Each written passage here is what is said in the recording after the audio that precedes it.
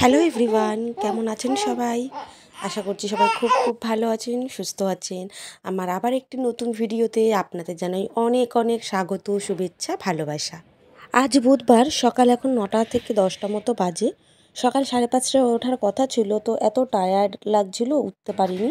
ভেবেছিলাম 10 মিনিট পরে উঠবো, তো শুয়ে পড়ি, তো উঠতে উঠতে দেখি লেট হয়ে যায়। আর এইদিকে পায়ে এই বুড়ো আঙুলের নখটায় যে কি হয়েছে, মানে প্রেশার লাগলেই ভীষণ পেইন হয়, যন্ত্রণা করে।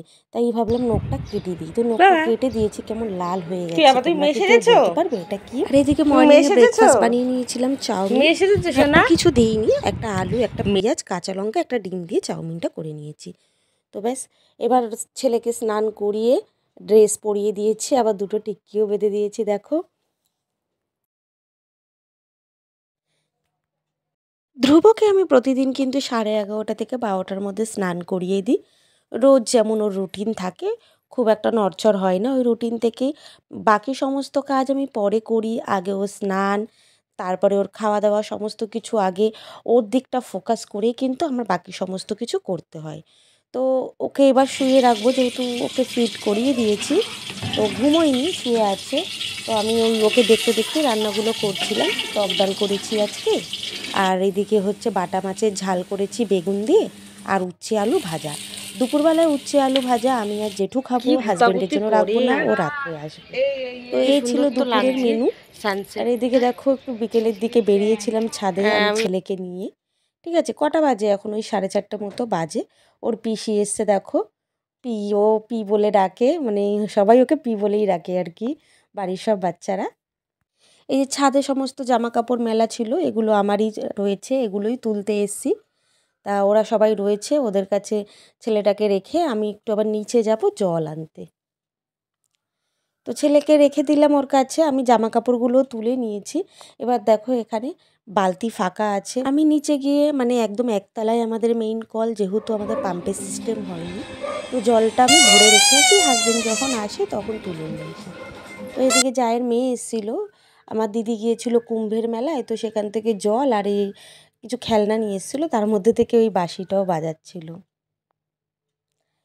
এবার সন্ধেবেলায় আমরা সবাই যাচ্ছিলাম আজকে মেলায়, আমাদের পাড়ায় মেলা এসেছে। তো আমি কিন্তু আমার ছেলেকে নিয়ে আর বাকি যারা আছে তাদের সবাই আমরা একসাথেই মেলায় যাচ্ছিলাম। স্পেশালি সবাই আছে বলেই যাচ্ছিলাম, কেননা আমি ছেলেকে নিয়ে খুব একটা হাঁটতে পারি না। তো সবাই বলল আমরা নিয়ে যাচ্ছি, সবাই সবাই মিলে ধরবো, ধরে নিয়ে যাব। তো ভালোই হলো।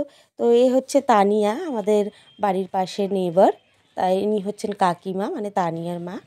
তো এই রকম করেই সবাই, আমি একবার নিচ্ছিলাম, ওর পি একবার নিচ্ছিল, কাকিমা, নোয়া জেঠি, তো তারপর ওর পি, তানিয়া, তো সবাই 5 মিনিট 5 মিনিট করে নিয়ে আমরা কিন্তু হাঁটতে হাঁটতে মেলার দিকে রওনা হয়েছি।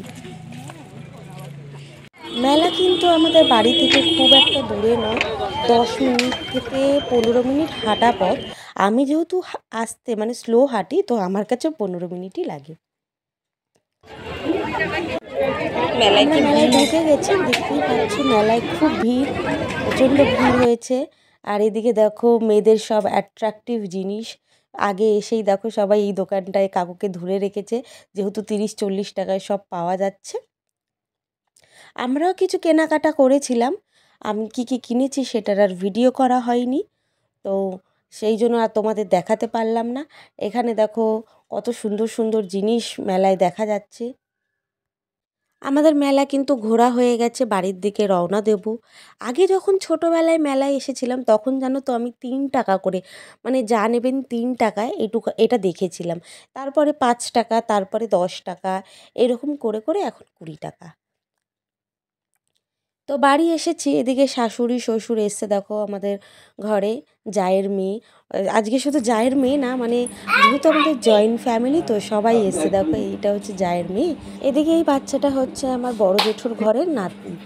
তো দেখো এখানে জেঠুরা এসছে আবার ইনুকে নিয়ে যাবে বলে। তো জেঠু এসে ইনুকে নিয়ে গেল। আর এদিকে জায়ের মধ্যে দেখো এসে এরকম সবসময় খাটে যা ইনো চলে গেল। ভাই তো সবার জন্য আবার একটু আমি এখানে আলু আর ডিমের পকোড়া বানালাম। সমস্ত কিছুই কিন্তু ফ্রিজে রাখা ছিল, আমি জাস্ট এরকম শেপ দিয়ে ভেজে নিলাম। আলু আর এই ডিমের রেসিপিটা কিন্তু আমি অলরেডি আমার শর্টসে শেয়ার করে দিয়েছি, তোমরা চাইলে দেখে নিও। আর রাত্রে দেখো হাজব্যান্ড ডিনারের জন্য নিয়ে এসেছিলো বিরিয়ানি।